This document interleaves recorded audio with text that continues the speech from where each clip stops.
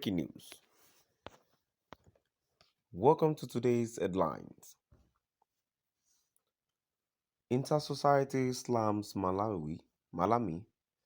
Federal government says no basis in law not to release discharged IPOB leader. Inter-society slams Malami. Federal government says no basis in law not to release discharged IPOB leader. To my dear listeners, from wherever you're listening from, please stay tuned as I read today's news.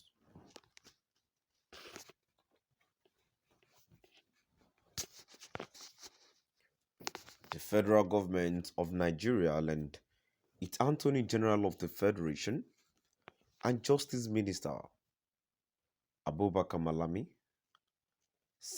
have come under fire from the side for international society for civil liberties and rule of law inter-society over their refusal to release the discharged leader of the indigenous people of Biafra, IPOB, Nnamdi Kanu. A statement issued in Onitsha, southeast Nigeria on Friday, October 14, 2022, and signed by Inter-Society's principal officers, Emeka Umiagbalasi and Chidima Udebunam, Esquire, said that the decision is gravely pushing Nigeria into regional and international abuse of mockery and charlatanism with far-reaching consequences on the country's socio-economic development.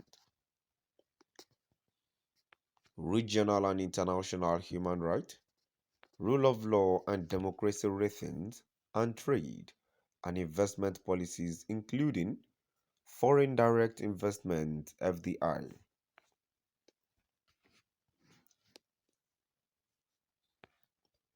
The rights group strongly condemned the Nigerian government's total disregard and disobedience to the landmark judgment of the Abuja Division of the Court of Appeal, quashing the entire criminal trial of Mazi Nnamdi Kanu, a frontline self-determination agitator and leader of the indigenous people of Biafra.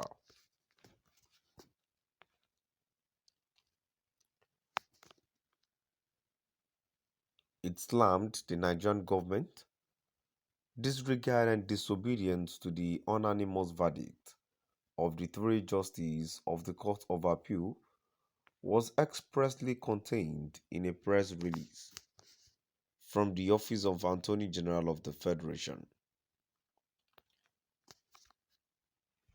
According to Inter-Society, the arrogation of the interpretative power by the Attorney General, including what to obey and what not to obey, in the landmark judgment is also tyrannical, vexatious, and democratically calamitous.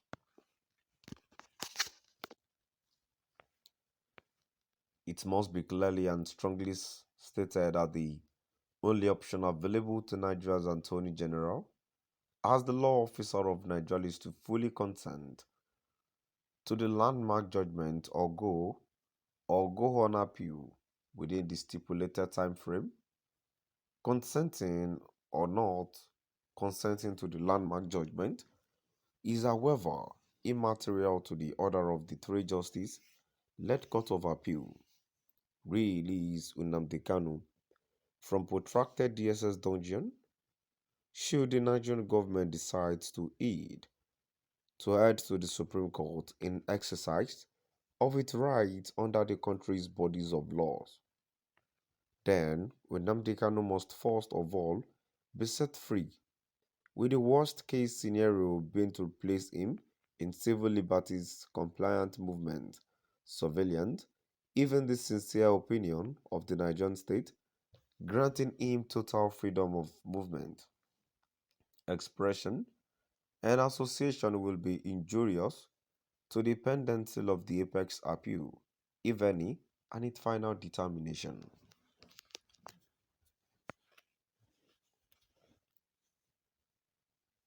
It is It is the informed and lettered understanding of inter-society that the grand summary of the landmark judgment of the Court of Appeal is that something can never come from nothing. Once it is judicially established that a trial court has erred in law by assuming jurisdiction in case where its jurisdiction ought not to have been assumed, all the efforts of the court become a nullity.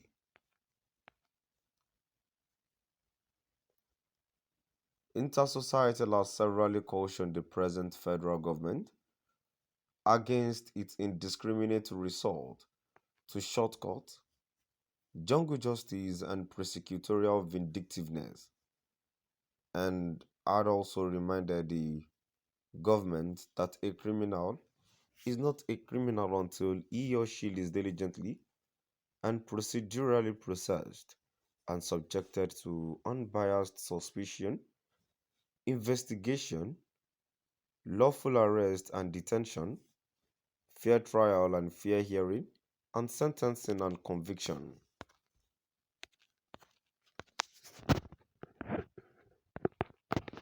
But in the contrary, under present federal government, impunity and lawlessness fueled by ethnic profiling and hatred, such as in the Eastern case, have reigned and continued to reign supreme with utter alacrity, to the extent of being its criminal justice policy direction.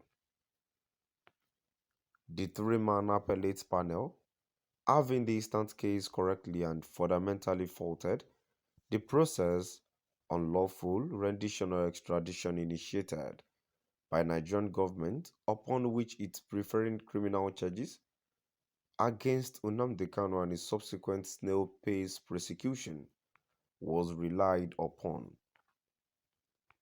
It is also surprising that the Attorney General has chosen to arbitrarily disobey the landmark judgment even when the same federal government was only duly part of the entire court processes, including being the accusing authority.